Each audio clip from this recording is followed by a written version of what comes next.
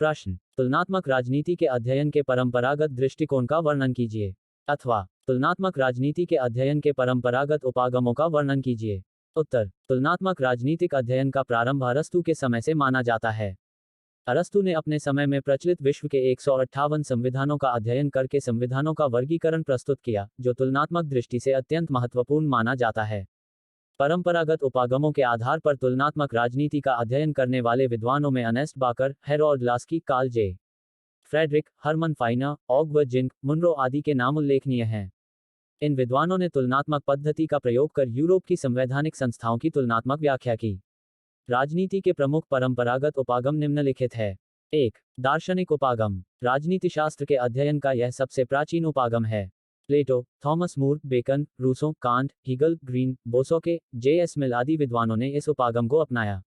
प्लेटो के ग्रंथ the Republic में वर्णित दार्शनिक शासक और आदर्श राज्य की अवधारणा, मूर के ग्रंथ यूटोपिया में वर्णित स्वर्गिक राज्य की धारणा, लॉक की पुस्तक टू ट्रीटिसेस ऑन गवर्नमेंट में वर्णित प्राकृतिक नियम और प्राकृतिक अधिकार की धारणा और रूसों की सोशल कॉन्ट्रैक्ट में वर्णित सामान्य इच्छा को धारणा इसी उपागम के उदाहरण है।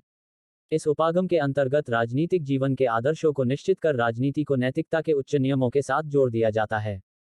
2. ऐतिहासिक उपागम। राजनीतिक संस्थाओं का निर्माण नहीं किया जाता, वरन वे विकास का परिणाम होती है। अतः प्रत्येक राजनीतिक संस्था का एक अतीत होता है और उस अतीत से परिचित होकर ही उसके यथार्थ स्वरूप का ज्ञान प्राप्त किया जा सकता है। इसलिए राजनीति विज्ञान में ऐतिहासिक उपागम का बहुत अधिक महत्व है। ऐतिहासिक उपागम की उपयोगिता के कारण ही अरस्तू के समय से इसका प्रयोग किया जाता रहा है। Laski, Hegel, Machiavelli, Montesquieu, Karl Marx, Herbert Spencer, Max Weber, Comte आदि विद्वानों ने किसी न किसी रूप में इस उपागम का प्रयोग किया है। ऐतिहासिक उपागम हमें अतीत में देखने में सहायता प्रदान करता है और अतीत को समझकर वर्तमान से तुलना करते हुए भविष्य के लिए मार्ग निकाला जा सकता है।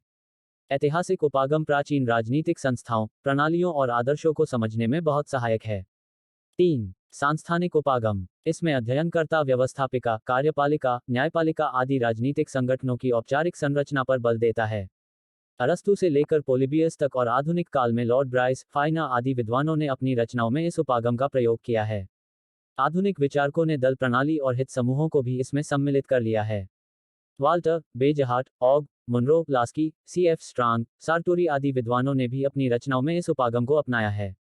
4. कानूनी उपागम। 19वीं शताब्दी में ऐतिहासिक उपागम की प्रतिक्रिया स्वरूप कानूनी उपागम अस्तित्व में आया।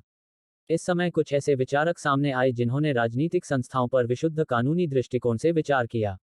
Dicey, Theodore Woolsey, Woodrow Wilson, Carter, Herz, Neumann आदि विद्वानों ने विश्व के अनेक देशों की कानूनी संहिताओं और संविधानों का विश्लेषण करने तुलनात्मक राजनीति को पुष्ट किया। 5. समस्यागत उपागम। इस उपागम के द्वारा समस्याग्रस्त क्षेत्रों का अध्ययन किया जाता है। इस उपागम के द्वारा अनेक विद्वानों ने शासन प्रणालियों की प्रचलित समस्याओं जैसे लोकतंत्र तथा आर्थिक नियोजन में संबंध, द्विसदनात्मक व्यवस्था का ह्रास, प्रदत्त व्यवस्थापन आदि का अध्ययन कर सुझाव भी प्रस्तुत किए। 6. क्षेत्रीय उपागम। इस उपागम का विकास द्वितीय विश्व युद्ध के पश्चात हुआ। यह उपागम भौगोलिक समीपता को क्षेत्र के निर्धारण का आधार मानता है। इस उपागम के आधार पर अनेक विद्वानों ने विकासशील देशों का अध्ययन किया। क्षेत्रीय उपागम के आधार पर लिखे गए ग्रंथों में आमंड एवं कोलमैन की पुस्तक the politics of developing areas, Davis की पुस्तक government and politics in south east Asia, Harari की पुस्तक government and politics of middle east आदि उल्लेखनीय है। प्रस्तुति समापन। आपका धन्यवाद। Disclaimer. This notes has been made after a lot of research, yet the accuracy of the answers may vary. The author assumes no responsibility or liability for any errors or omissions in the content of this notes.